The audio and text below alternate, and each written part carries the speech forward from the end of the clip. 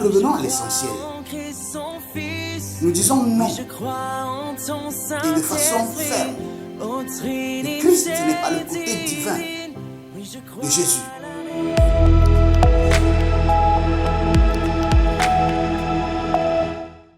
Bonjour, ceci est la deuxième partie de nos vidéos sur la doctrine de la Trinité.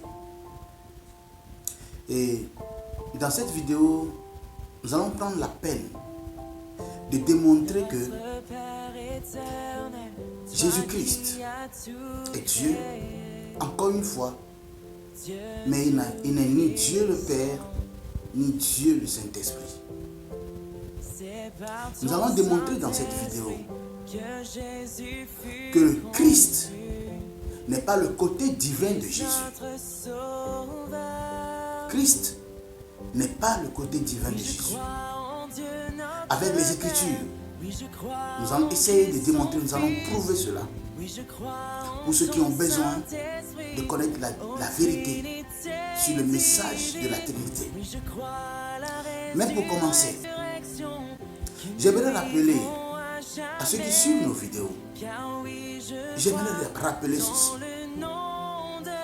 Que lorsque vous jugez le mot Trinité, en disant que le mot Trinité ne se trouve pas dans la Bible, c'est un faux jugement. C'est un jugement qui n'a aucune portée. Parce que Dieu nous a donné le droit, Dieu a donné le droit à l'être humain de donner les noms à des choses qu'il ne connaissait pas.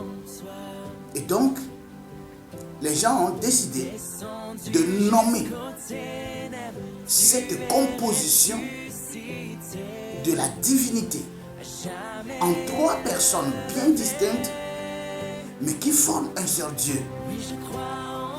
C'est en cela qu'on parle de la Trinité. On n'a pas besoin de voir le mot Trinité dans la Bible. La preuve, nous ne voyons pas dans la Bible le mot révolution chrétienne, et pourtant les gens l'emploient. Dans leur quête, dans leur recherche des âmes, dans leur prédication et dans leurs enseignements, les gens utilisent ce terme, révolution chrétienne. Et ce n'est pas condamnable. L'essentiel, c'est que la motivation soit de Christ.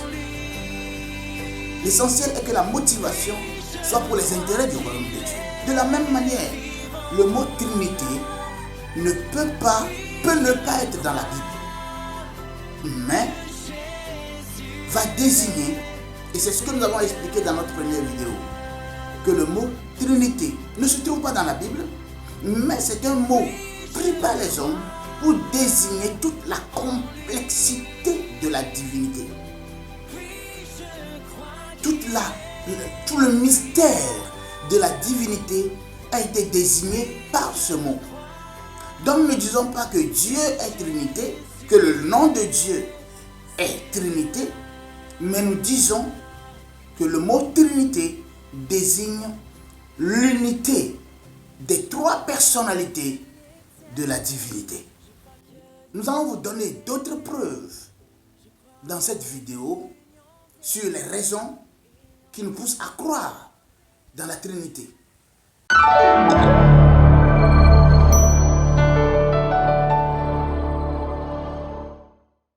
Alors pour commencer, nous allons vous montrer l'élément dans lequel il y a cette affirmation selon laquelle Christ est le côté divin de Jésus. Et nous allons revenir. Mais en attendant, n'oubliez pas de vous abonner sur notre page. Merci à ceux qui se sont déjà abonnés. Mais abonnez-vous sur notre page parce qu'il y a beaucoup de surprises pour vous. Et prenez votre temps. Essayez juste de nous suivre. Essayez de comprendre notre message. Parce que nous ne pouvons pas vous obliger, vous forcer à accepter ce que nous enseignons, ce que nous expliquons, mais au moins nous pouvons vous demander de prendre le temps de comprendre le message, de comprendre ce que nous essayons de dire, sans forcément condamner qui que ce soit, et ni nous attaquer à qui que ce soit. Suivons l'élément avant de revenir. C'est quel Dieu Jésus pria? Voyez très bien. Vous ne trouverez pas un passage de la Bible où il a dit que Jésus-Christ a prié Dieu. C'est ça. Mais quand on veut parler du principe de l'adoration manifestée par Jésus, c'est le côté humain, c'est le côté physique qui est toujours mis devant. Mais le côté invisible, le côté spirituel, le côté divin qui est Christ là, on ne voit que pas ça. Mais c'est Jésus qui a prié Dieu. Et non pas Jésus-Christ a prié Dieu. Alors voici le raisonnement contre lequel nous nous insurgeons. Déclarer de façon aussi claire que Christ est le côté divin de Jésus. Nous ne pouvons pas admettre et accepter de telles confessions, de telles déclarations. Alors que nous avons les Écritures qui sont complètement ouvertes pour chacun de nous.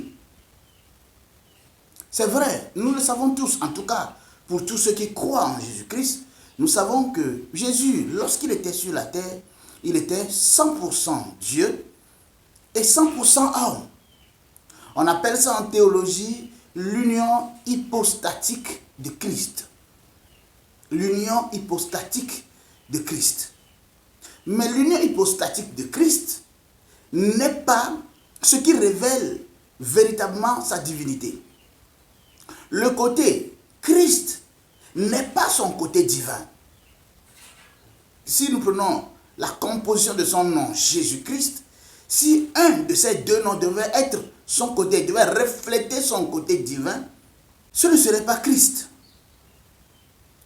mais peut-être Jésus. Pourquoi je le dis? Parce qu'il faut voir la définition de ces deux noms, Jésus et Christ. La définition de ces deux noms. Mais avant de voir la définition, j'aimerais vous faire lire un passage très important. 2 Corinthiens chapitre 10, le verset 5.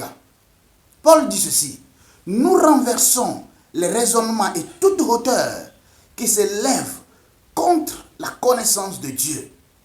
Et nous amenons toute pensée captive à l'obéissance de Christ. J'aimerais que les uns les autres, ceux qui suivent nos vidéos, sachent que c'est cela notre combat. C'est cela notre combat. Nous renversons les raisonnements et toute hauteur qui s'élève contre la connaissance de Dieu. Laissez-moi vous dire ceci. La connaissance de Dieu est la base de notre adoration. Et lorsque cette connaissance est erronée, est faussée, nous agissons dans la fausse adoration alors que Dieu recherche de vrais adorateurs.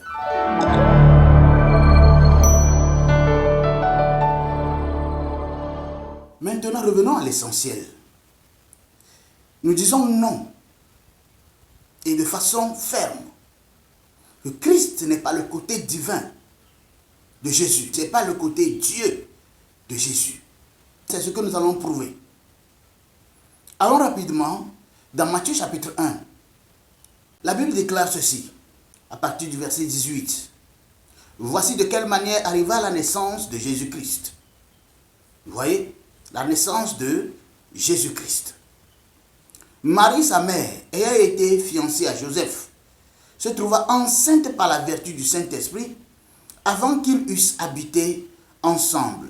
Joseph, son époux, qui était un homme de bien et qui ne voulait pas la diffamer, se proposa de rompre secrètement avec elle. Et comme il y pensait, voici un ange du Seigneur lui apparut en songe et dit: Joseph, fils de David, ne crains pas de prendre avec toi Marie, ta femme, car l'enfant qu'elle a connu vient du Saint-Esprit. Elle enfantera un fils et tu lui donneras le nom de Jésus. C'est lui qui sauvera son peuple de ses péchés. C'est ce que je voulais présenter. Le nom Jésus veut dire sauveur ou bien Dieu sauveur. C'est ce même nom qui a été donné à Josué, le successeur de Moïse. Josué, le nom Josué est une autre forme du nom Jésus. Donc Jésus veut dire Dieu sauveur ou bien le sauveur. Et Christ veut dire celui qui est oint. Alors dites-moi, entre le nom Dieu sauveur ou bien le Sauveur, et Christ, celui qui est un, lequel devait être le côté divin. En réalité, si un des deux noms devrait être le côté divin, ce ne serait pas Christ, loin. Parce que, quand vous voyez dans Ésaïe 45, à partir du verset 1, la Bible déclare du roi Cyrus que Dieu l'a oint, qu'il était oint. Donc ça n'a pas fait de Cyrus Dieu quand même. Ça n'a pas fait du roi Cyrus Dieu. Donc le côté divin de Jésus n'est pas Christ. Jésus-Christ est Dieu. Mais il n'est pas Dieu le Père. Il n'est pas Dieu le Saint-Esprit. Et ça, nous ne cesserons jamais de le répéter. Jusqu'à ce que ça entre dans les oreilles. Jusqu'à ce que les gens, les uns les autres, comprennent que c'est un gros mensonge, ce qu'on est en train de leur enseigner. Juste sur la base d'un seul verset mal compris et mal interprété. Jésus veut dire Dieu sauveur. Et Christ signifie celui qui est oint. Celui qui est oint. Le Messie. Dans l'Ancien Testament, nous avons vu la promesse du Messie. Nous avons vu la promesse du Messie. Le Messie a été promis. C'est que celui qui est oint, mis à part. Je ne vais pas lire tous les passages de l'Ancien Testament pour prouver cela, mais il y a un passage important que j'aimerais lire. Dans Ésaïe 61, le verset 1, la Bible dit ceci. L'Esprit du Seigneur, l'Éternel est sur moi. Alors, si le Seigneur, l'Éternel là, c'est Christ. Il dit l'Esprit du Seigneur, l'Éternel est sur moi. Et nous tous, nous savons que ce passage parle du Seigneur Jésus-Christ. Il dit, l'Esprit du Seigneur, l'Éternel est sur moi. L'Éternel, car l'Éternel m'a oint pour porter de bonnes nouvelles aux malheureux. Il m'a envoyé pour guérir ceux qui ont le cœur brisé, etc. Ce qui est intéressant, important à voir ici, c'est qu'il est dit du Seigneur Jésus-Christ qu'il a été oint. Oint pour. Et or, oint là, c'est ça, Meshia. Ou Amashia, pour certains. Ou bien le Messie, pour la version, la langue française. Le Messiah, pour les anglophones. Celui qui est oint. Celui qui est mis à part. Être oint veut dire être mis à part. Quand nous voyons dans le livre des Actes des Apôtres, le Saint-Esprit dit, mettez-moi à part Paul et Barnabas. C'est le même terme qui est utilisé. Il dit, mettez-moi à part Paul et Barnabas. Ça veut dire que oigné, séparé, réservé pour moi, Paul et Barnabas, parce qu'ils ont une mission. Et ici, il est dit du Seigneur Jésus-Christ qu'il a été oint par l'Éternel. L'Esprit de l'Éternel est sur lui pour le oindre. Donc il a été oint. Et c'est cette onction qui fait de lui Christ. Christ veut dire oint. Christ, c'est en grec en réalité. Normalement, c'est Meshia pour les Hébreux. Mais comme au temps de Jésus, c'était les Romains qui dominaient, c'était la langue grecque qui dominait. Voilà pourquoi il s'appelait Christ. Christ veut dire celui qui est oint, celui qui est mis à part, celui qui est mis de côté. Et nous tous savons que Jésus n'est pas le premier à être oint par Dieu, par l'Esprit de Dieu. Jean a été oint, Jean-Baptiste je veux dire, a été oint. Beaucoup d'autres personnes ont été oints. Samson dans l'Ancien Testament a été oint pour faire ce qu'il a fait. Tous les prophètes de l'Ancien Testament ont été oints. Mais c'est parce que l'onction qui était sur Jésus était une onction particulière. C'était une capacité divine particulière. C'est pourquoi il s'appelait le Messie. S'il doit avoir un côté divin dans les deux noms, Jésus et Christ, c'est Jésus. Parce qu'il n'y a que Dieu qui peut sauver. Il n'y a que Dieu qui peut sauver.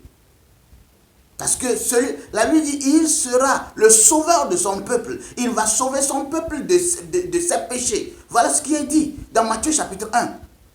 Il va sauver son peuple de ses péchés. Est-ce que nous comprenons? Donc on ne peut pas se laisser tromper et on va pas vouloir qu'on nous ouvre les yeux. Dieu dit, mon peuple périt parce qu'il lui manque de connaissances. Nous avons besoin d'humilité.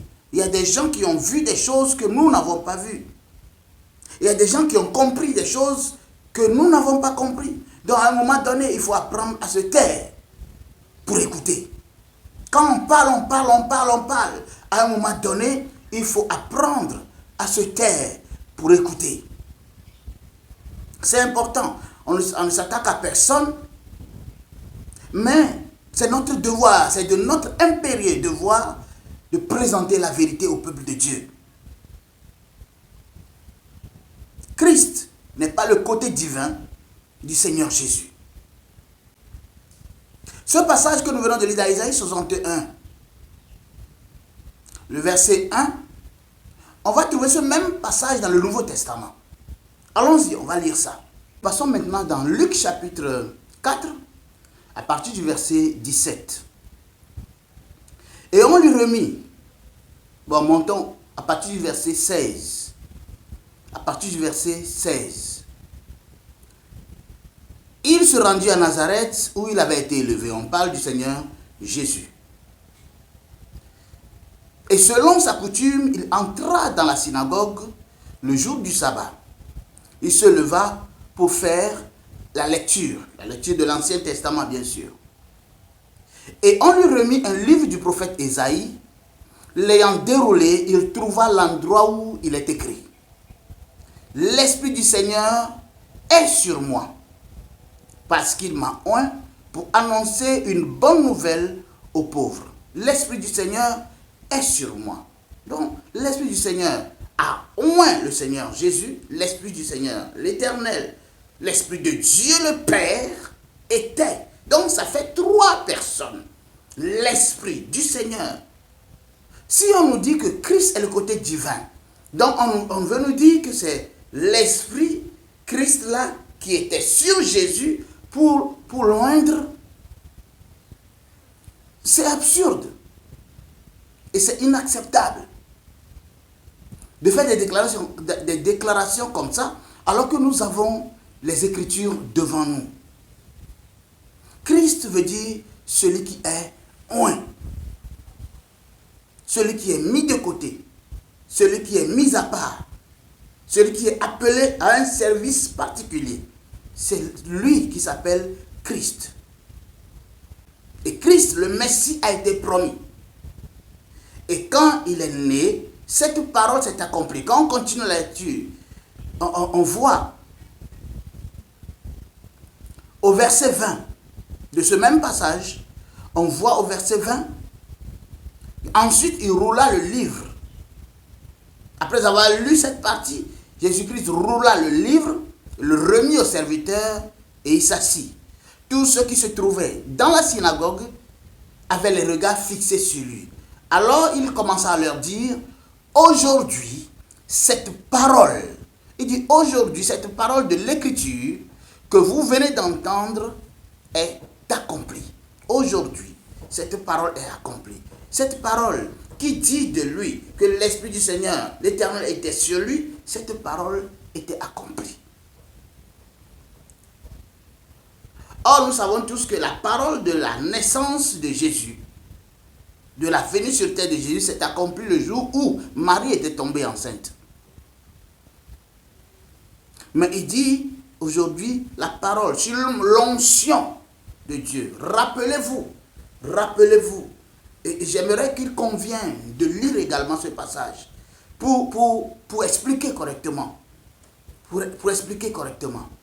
Le passage sur le baptême de Jésus, ce qui s'est passé ce jour-là.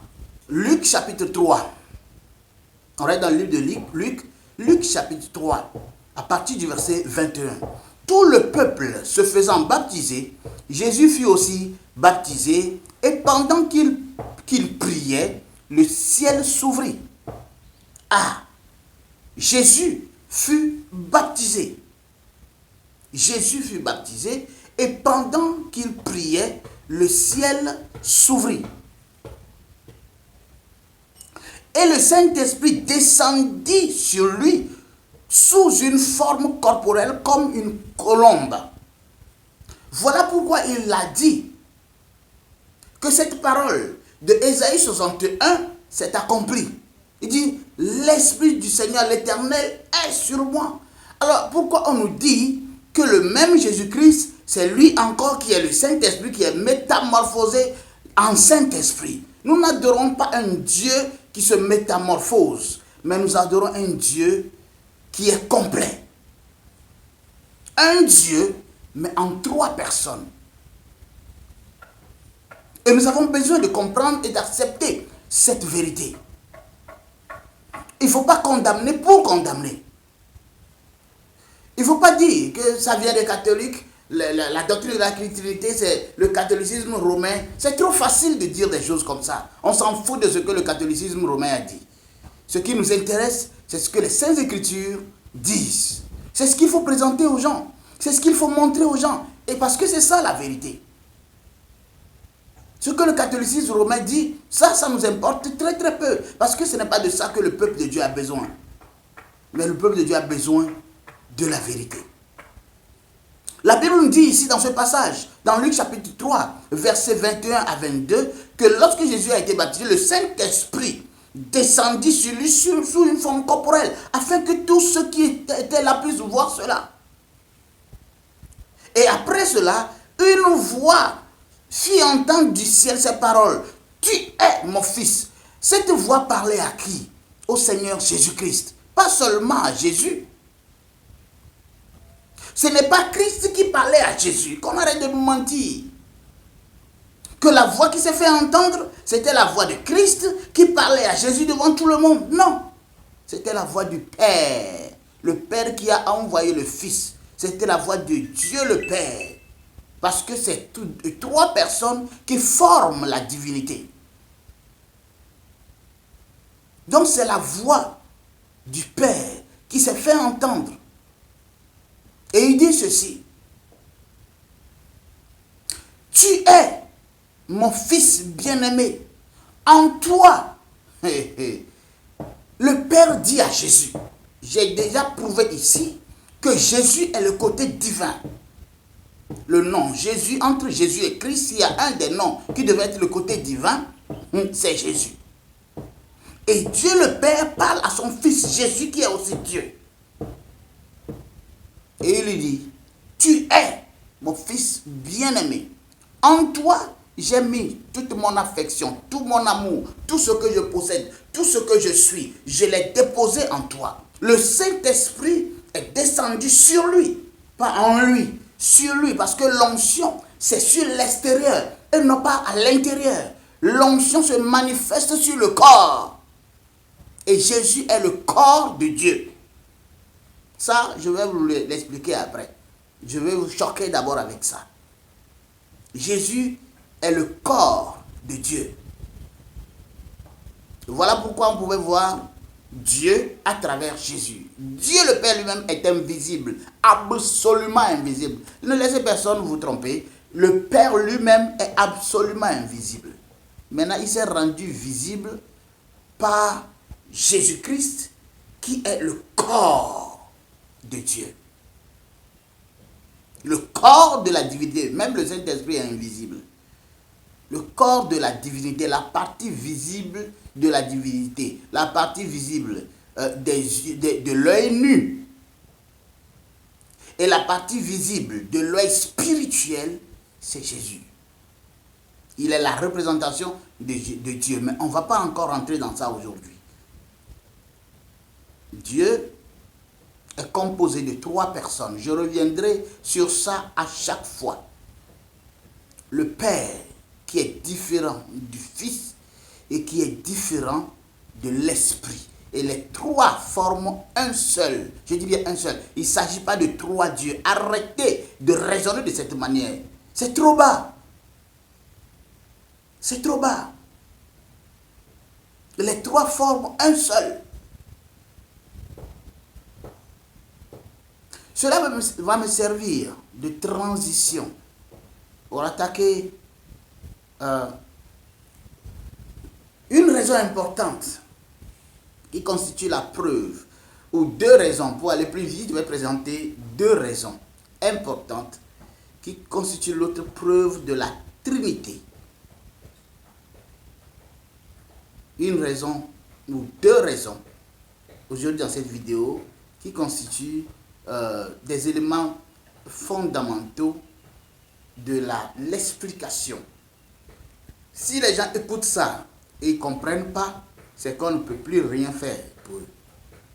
Si vous écoutez ça et vous continuez de critiquer, d'insulter et vous continuez de renier la Trinité, c'est qu'on ne peut plus rien faire pour vous.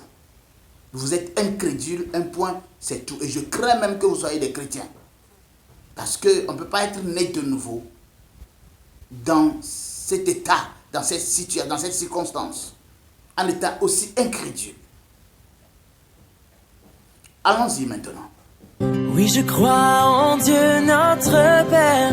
Oui, je crois en Christ son Fils. Oui, je crois en ton Saint-Esprit, ô Trinité divine.